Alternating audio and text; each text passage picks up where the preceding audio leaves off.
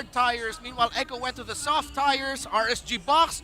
Well, Echo just decided to push it. Sanji is the MVP, Leo. Much like an RKO, he came out of nowhere. 1-1 and 12. We're in a full-on Valentina Renaissance swing, folks. Best believe this hero is slowly going to be in demand. I believe it's safe to say she has joined the jungle the mid lane trinity in terms of picks.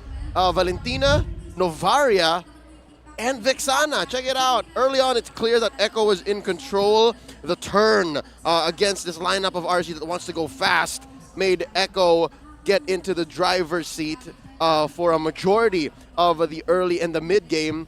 And then eventually, after this huge turn, when that Lord momentous knock-up against Echo was leveraged by RSG. And then it was replicated here, but in a different manners, because this time, Echo learned from that knock-up, but they forgot, hey, where is this damage coming from? Where's the Bruno? He keep eyes on Kusei, and he juggled vision, kept himself scarce in and out of that bush. And now, you'll see here the turnaround. Key here was Benny Cutie coming in early. He could have stayed. He could have defended that top lane inhibitor. Could have taken Orange Bush first.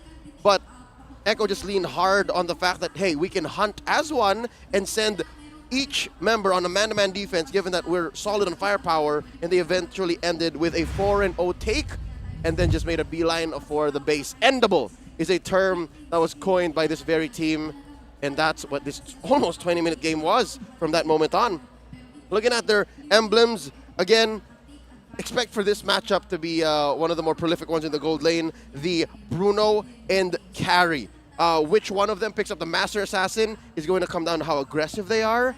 And eventually, you'll have to note that sometimes you have to think about sustainability more. So consider sometimes that you will build items immediately to sustain for that, and you will have to approach certain angles wherein I have to make myself scarce, I have to protect myself, because that makes the difference. All right, second to maybe Sanji would be Benny Cutie. If we're talking about impact players for Echo, is because that collapse in that very last moment would not have been possible if the carry took its time. Looking at the pushes, and of course, oddly enough, the amount of buffs secured by both teams, I think this allows for us to actually still pay attention and anticipate what Carl TZ and Demon Kite will do come game 2, despite Echo sitting at match point. Is because we're just getting started, folks. We're just getting started. Looking at our accolades here, of course, the farm on a carry, especially if it goes 3-0 and 3, is going to be undeniable. It's inarguable as well that Sanford dealt a lot of damage as the X-Borg. Again, picking up a Sea Halberd is no joke, especially against a Baksha and Angela and a CC. Hell, even the Edith is going to start hurting, right? Also generates a good amount of shields throughout this 20-minute game. And it's tough being Nats. Sometimes you're overloaded with the fact that you're afraid of getting eaten. You're eating a lot of true damage. Let's talk about it. Game number 2. Who's it gonna be? It's Aqua. All right, sorry, folks. Okay, analysis time. Let's talk upset. Aqua was key to RSG's turnaround in the series overall, but also key to their dominance in game number 2. Because again, as early as, what, 30, 40 seconds, sure, First Blood went over to Echo, but we're gonna start here. First, Turtle. And this turn would not have been as bad if not for, again, as mentioned, Demon Kite's Baksha, the Puissance, and Aqua's willingness to just serve. Aqua's willingness to be in the front lines and deal all this damage. Check it out. Even before he commits his full-on stolen ult and combo, he's always just there watching from mid-range. I think this is key here. RSG has perfected the mid-range engagement, and that's key when you're fighting off against a lineup that has a Fredrin on Cartesi, Sanford's X-Borg, which again will want to sit in front of you and deal a lot of damage, and secondly, JP's Cho. He has to full commit, and again, we've seen him catch someone, or at least a key pick-off once or twice, but just the same, the fact that Aqua is always a hard threat. Look at this moment right here. All right, Aqua wasn't there. It's because Aqua was forcing Benny to leave his BMI and move forward. And who was left in the back line was Kusei and a bunch of chunky boys. And now looking at the post-game, the emblems here, you're going to want to be playing Valentina again and you need a refresher. This is what you want to do, folks. Not Lethal Ignition, not Impure Rage, but Quantum Charge. You want to be able to hit a basic, move forward and move back, and then go again. And that's the threat here. That's how Aqua was able to play in the mid-range. Aqua was able to threaten from any range. It's because he was such a mobile damage mage. He was a battle mage.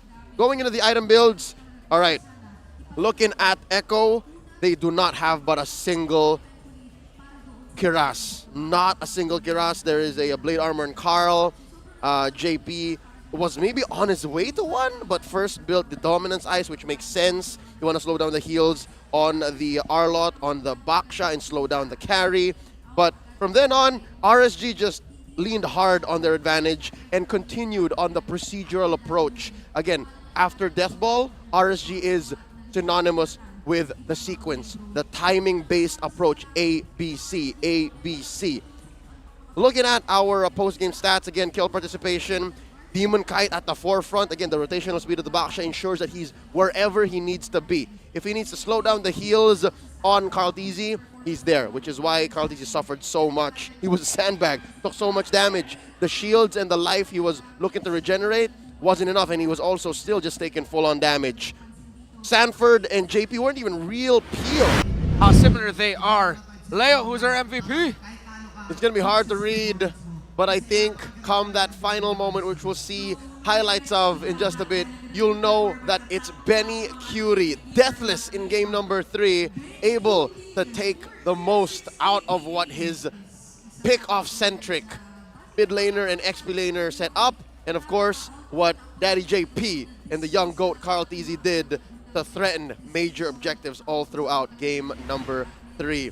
Here are the highlights, and it's no secret when I say, folks, it's been a rough road for Echo playing through game number 3. Here you'll see how that early on collapse failed to come to fruition, and yeah, there was the eventual pickoff in the back line on Sanji, but check this out. Light early on committed the flicker, spatial migration, full-on combo, and just compromised Echo going into these ladder lord fights. And here you'll see shades of Benny Curie actually understanding his importance, understanding how impactful he would be eventually.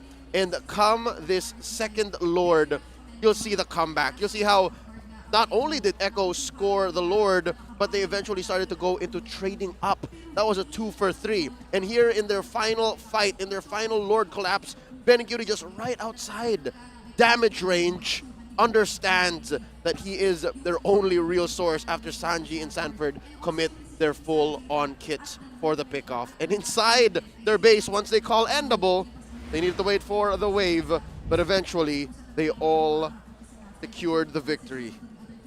Looking at their emblem builds, of course, both laners now committed to the Master Assassin. It's almost literally the same layout. Not just almost, literally is. So now expect for this to be your gold lane rivalry as we develop the S13 metagame. Looking elsewhere, if you want to start to play these in your ranked games, check out what Sanji did to his Kushin. Something that I would like to allude to later on is how he played with the Vision, waiting for waves to push through, and then going into the jungle to activate his Wilderness Blessing. That's what allowed for him to actually reposition and find these angles. And yes, indeed, confirmed built a late Holy Crystal and then the Winter Trunch to be able to find those pickoffs.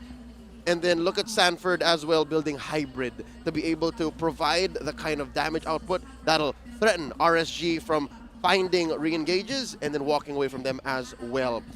Kill participation, again, 71% on Benny Curie and Sanford. Oddly enough, lower on Sanji's because that combo on the Gushin is much, much more troubling.